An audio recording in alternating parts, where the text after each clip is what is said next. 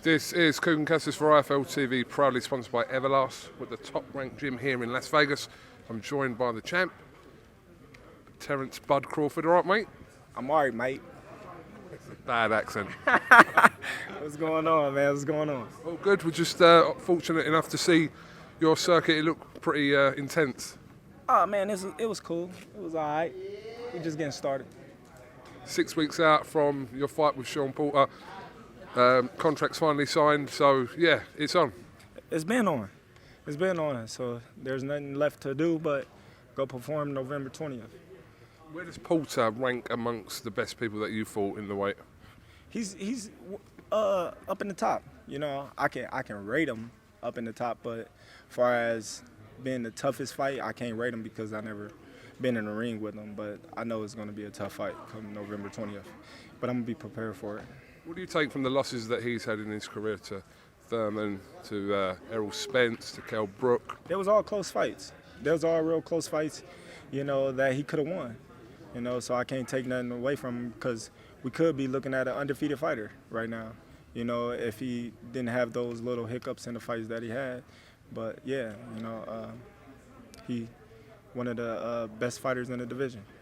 Terence, you haven't fought since obviously the Kell Brook fight last year. It will be almost a year being out of the ring. Is that any concern of yours? Not at all, not at all. You know, gave my body a lot of time to rest.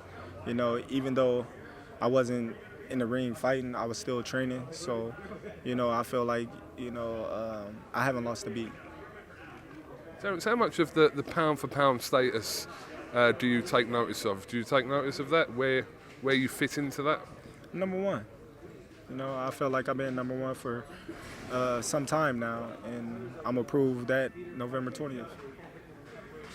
We obviously know there's a whole host of fights you've been asked about, but I will ask you about Josh Taylor because obviously being associated back in the UK and Scotland with Josh Taylor, that is a fight that you've said, I heard you say it numerous times, that you would take in a heartbeat.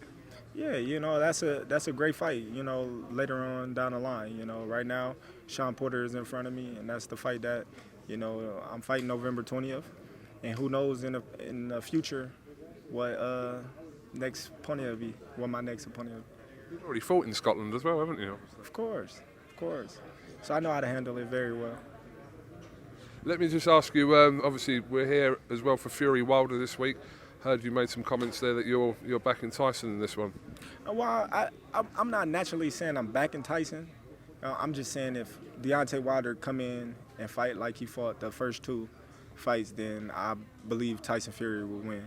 If Tyson Fury, you know, try to go for the knockout early and try to stand in front of Deontay Wilder, he might get clipped.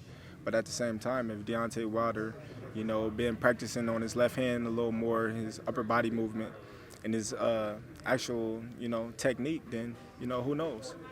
Final question, November 20th, ESPN pay-per-view, ESPN Plus pay-per-view, what happens? What happens to you against Shawn Porter? Terence Crawford victory in spectacular fashion. Like knockout?